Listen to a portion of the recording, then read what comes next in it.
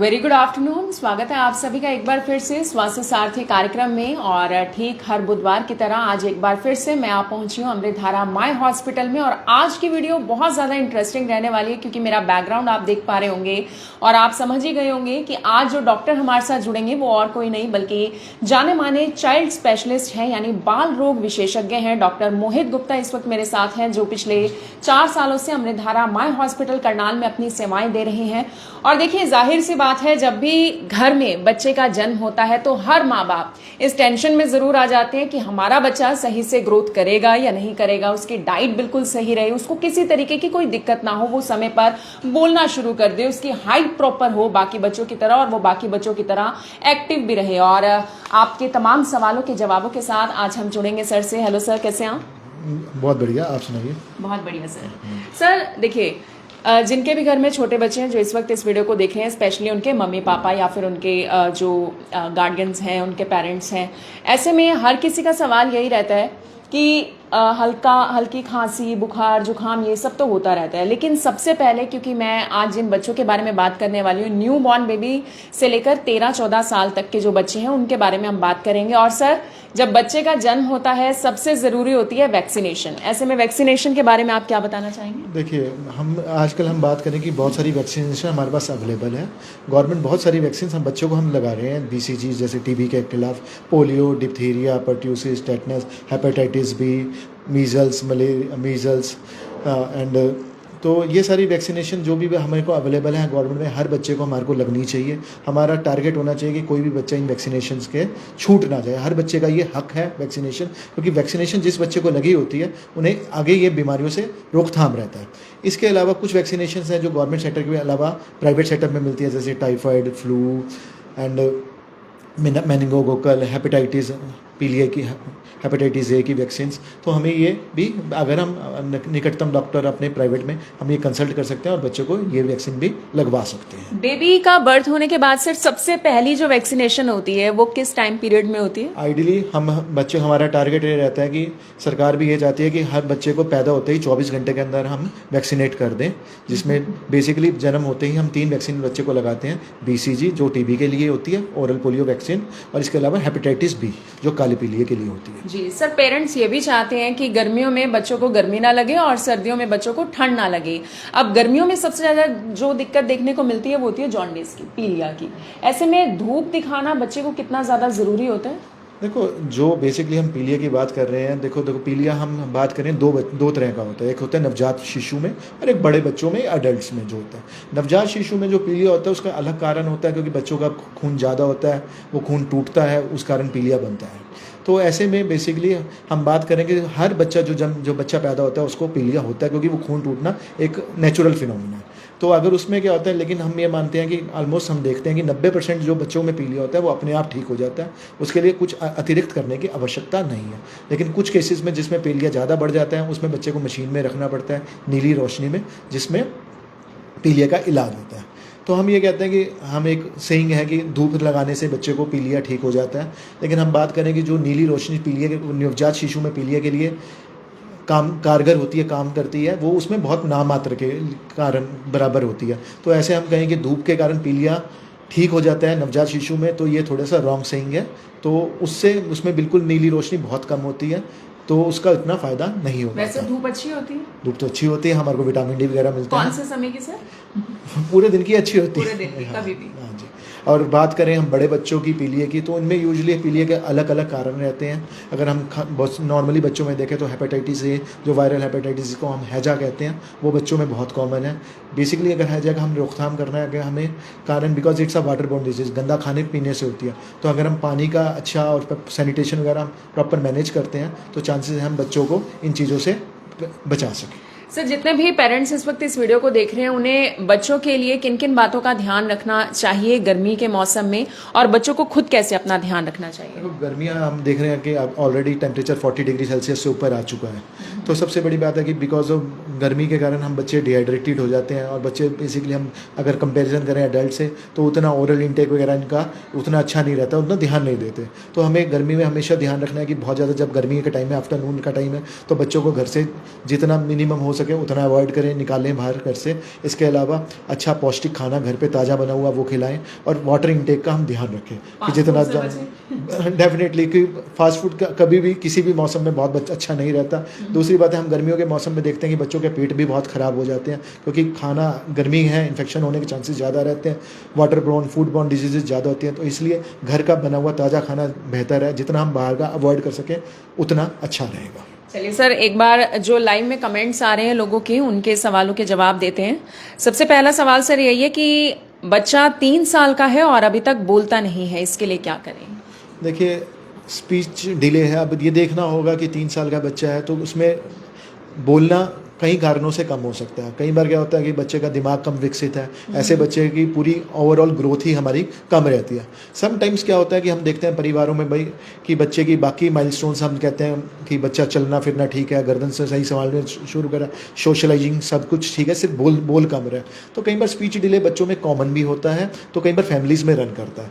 इसके अलावा कई बार हमें सबसे पहली बात ये देखनी है कि दिमाग ठीक बना है या नहीं बना, या उसकी हियरिंग ठीक है या नहीं है। अगर हियरिंग, इसलिए अगर कि इसको बच्चे को स्पीच डिले है या मतलब बोल कम रहा है तो हमें सबसे पहले हियरिंग चेक करनी चाहिए, और एक बार बाकी चीज़ें कि एक बार हिस्ट्री एग्जामिनेशन इंपॉर्टेंट है।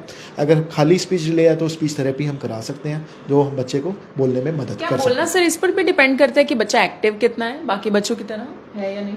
नहीं, देखो बोलने के लिए हमारे को बोलना हमारा एक, अगर बात करें कि बच्चे, सबसे पहले बच्चे को सुनना चाहिए। जिसके कान में सुनेगा ही नहीं वो बोल नहीं पाता। अभी तो इसलिए हम कहते हैं डेफ एंड डम हमारी टर्म यूजुअली यूज़ होती है।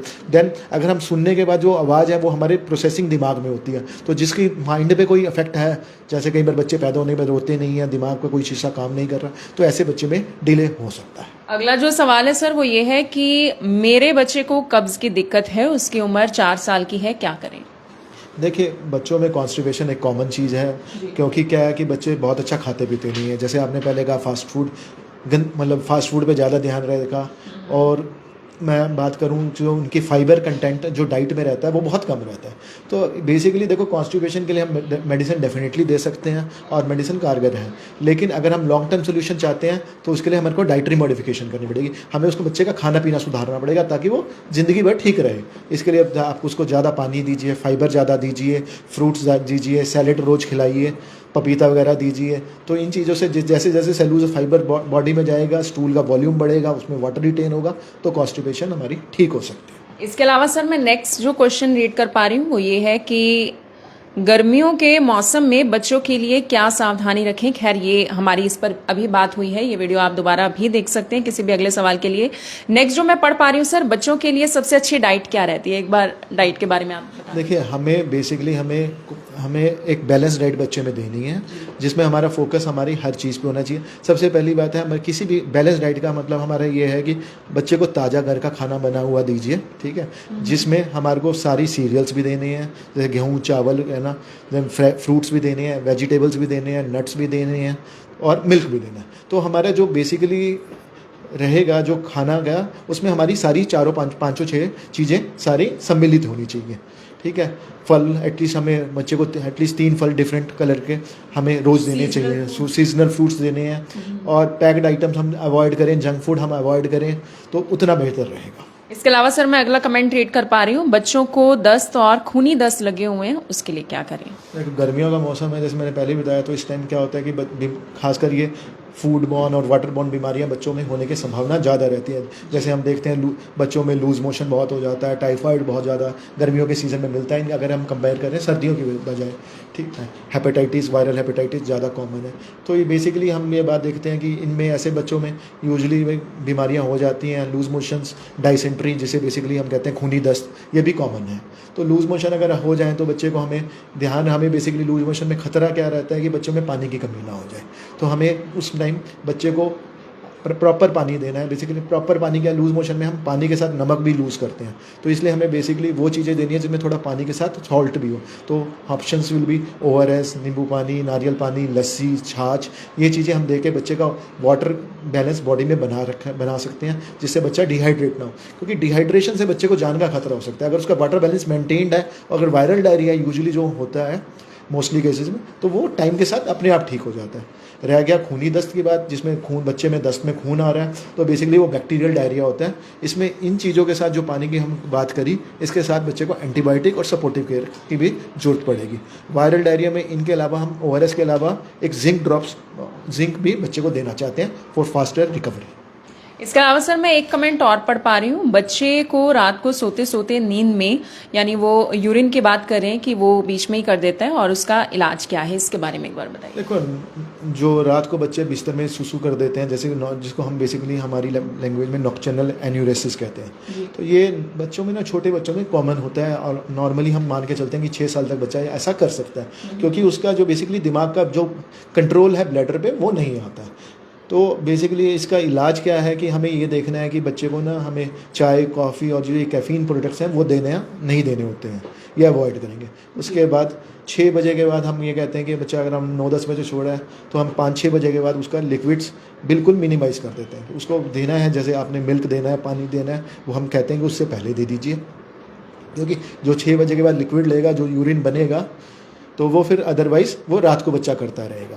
उसमें क्या है, उसको फिर सोने से पहले यूरिन कराना है, फिर अलार्म लगाना है, सोने के बाद 2 घंटे बाद उठा के दोबारा से सुसु कराना है। तो और इस चीज़ का हमने चार्ट बनाना है, सो दैट हम देखें कि बच्चा जो पहले एग्जांपल महीने में 15 बार कर रहा है, अब महीने में 5 बार कर रहा है, तो उसको एनकरेज करना है। कभी भी बच्चे को हमें नेगेटिव स्कोल्ड नहीं करना कि आपने कि यूरिन किया, तो नहीं तो उसकी मानसिक स्थिति में इस चीज़ का फ़र्क पड़ता है। डांटना शुरू कर दें, बिल्कुल डांटना नहीं चाहिए, रादर हमें उल्टा करना चाहिए। हम एक डायरी बना सकते हैं, हम ये देख सकते हैं कि बच्चे ने, भाई हमने ये चीज़ें फॉलो करी। दिक्कत है, ये बहुत बड़ी दिक्कत है, और सोशल इसका ज़्यादा प्रॉब्लम है। बच्चे अपने मतलब स्कूल में, क्लास में अगर किसी के पास जाते हैं या कहीं पर रिश्तेदारों के पास जाते हैं, वहाँ पे सुसु कर देता है, वो एक सोशल स्टिग्मा है।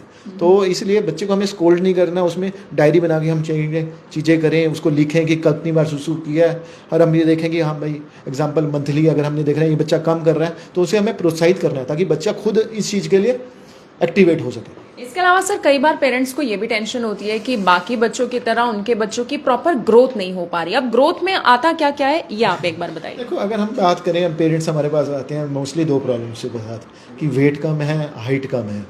ठीक है, पहली बात हमें ये बात देखनी होगी, मोस्टली लोगों की प्रॉब्लम क्या रहती है कि जी मेरे साथ वाला इसका बच्चा दोस्त है, उसकी हाइट बहुत लंबी है, उसका वेट बहुत अच्छा है, हमारे बच्चे का वेट कम है, हाइट कम है। सीधी बात, पहली बात है, देखो हम बात करते हैं, एक रेंज होती है हर चीज़ की, एक वेट की रेंज है, एक हाइट की रेंज है। हर बच्चा अपने जेनेटिक पोटेंशियल के हिसाब से बढ़ता है। हम किसी बच्चे को किसी से दूसरे से कंपेयर नहीं कर सकते, उस बच्चे को उसी से कंपेयर करना है। कब यूजली इसलिए हम क्या करते हैं, वेट हाइट को ग्रोथ चार्ट्स में प्लॉट किया जाता है, जो हमारे लोकल ग्रोथ चार्ट्स होते हैं, उसको हम ओवर द टाइम मॉनिटर करते हैं। ओवर 6 मंथ्स हमारी अगर बच्चे का वेट 1 kg बढ़ना चाहिए, हाइट 3 सेंटीमीटर बढ़नी चाहिए, तो वो उस चीज़ पे प्लॉट करते हैं। तो उस बच्चे का कंपैरिजन उसी बच्चे से हो सकता है, हम इरादर सिबलिंग से भी नहीं हो सकता, कई बार सेकंड ट्विन से भी नहीं हो सकता। एक और कमेंट में सर रेट कर पा रही हूँ, बच्चे की हाइट नहीं बढ़ रही है और उसमें वीकनेस भी रहती है, तो हमें ये देखना पड़ेगा कि बच्चे को कोई बीमारी तो नहीं है, या बच्चे को बेसिकली न्यूट्रिशन की कमी तो नहीं है। हम देखते हैं इंडिया में कि कई बार क्या बच्चे, वैसे भी बच्चे बहुत चूज़ी होते हैं, खाने पीने में प्रोटीन इनका कंटेंट कम रहता है। वैसे इंडिया में जैसे वेजिटेरियंस ज़्यादा हैं, नॉन वेज पार्ट कम है, तो बच्चे कई बार पल्सेस वगैरह ये भी नहीं खा रहे होते, तो प्रोटीन कंटेंट कम है, ग्रोथ नहीं हो पाती, कैलोरीज नहीं जा पाती। जंक फूड की तरफ हमारा इनका ध्यान ज़्यादा रहता है रादर देन पौष्टिक खाने की तरफ। कई बार सर गर्मियों में ये भी देखा जाता है कि छोटे बच्चों को सांस लेने में भी कई बार दिक्कत होती है, उनके आंखों से पानी आना शुरू हो जाता है। ये भी पेरेंट्स को दिक्कत रहती है कि उनके बच्चों के साथ ऐसा क्यों हो रहा है, ये होता क्यों है सर?